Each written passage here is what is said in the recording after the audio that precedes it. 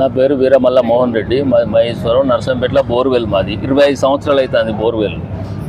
అప్పటి నుంచి నడుపుకుంటూనే ఉన్నాం. మేము అందరికీ బోర్లు ఎత్తాను, రైతులకు, ఇళ్ళల్లో గవర్నమెంట్ వర్క్ చేసుకుంటూ బతుకుతున్నాం. మేము అందరితోటి గౌరవంగా బతికి, ఈయన సివిల్ సప్లై చైర్మన్ ఉండేది పెద్ది సుదర్శన్ రెడ్డి గారు. అప్పుడు 2016లో మాతోటి బోర్లు వేయించుకున్నాడు, బాగా ప్రెషర్ చేసి బోర్లు వేయించుకున్నాడు.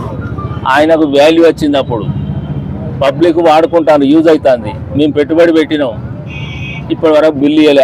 అప్పులు బాగా అయిపోయినాయి. అప్పులకు అప్పులు వడ్డీలు పెరిగి మేము బలైపోయినాం.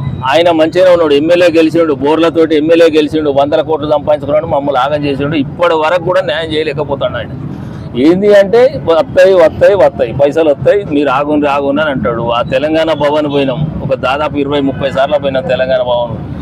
ఎంపీ దగ్గరికి పోయినాం, వద్దిరాజు రవి ఎంపీ, ఎమ్మెల్సీ, ఆయన రాజ్యసభ, ఆయన దగ్గరికి పోయినాం.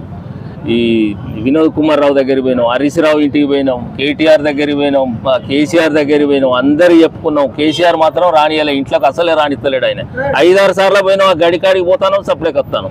ఏంటంటే ఆడ సెక్యూరిటీ ఉంటాను, ఎలగొడతాను, వాటినే ఎలగొడతాను. మీరు బయటికి పోని అంటాను.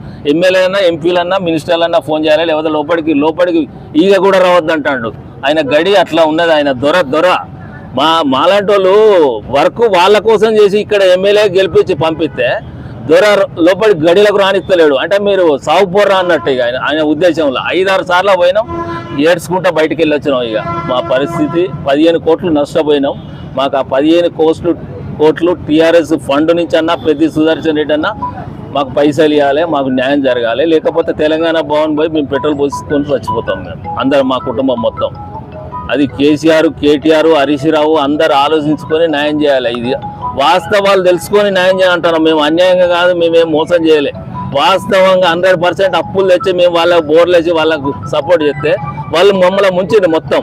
వాళ్ళకి చెప్పినా మాకు న్యాయం చెప్తలేరు. ఇక్కడ ఈయన న్యాయం చెప్తలేడు. మేము బలి అయిపోయినాం. ఇప్పుడు అప్పుల పాలయ్యి ఆగమైపోయినాం. మాకు న్యాయం కావాలి, 100% మాకు న్యాయం కావాలి. లేకపోతే మేము తెలంగాణ భవన్ పోయి పెట్రోల్ పోసుకొని చచ్చిపోతాం. అప్పుడన్నా వాళ్ళకి అర్థమవుతుంది ఇక మా పరిస్థితి ఏందో. ఇంకా మాలాంటి వాళ్ళు ఎంతమంది ఉన్నారో మాతోటి అన్నా బయటపడతారు అందరూ. అట్లా అంత అది చేసి పడేసిన వాళ్ళు. అది ఇక వాళ్ళకే అర్థం కావాలి. మాకు న్యాయం కావాలి, 100% న్యాయం కావాలి మాకు.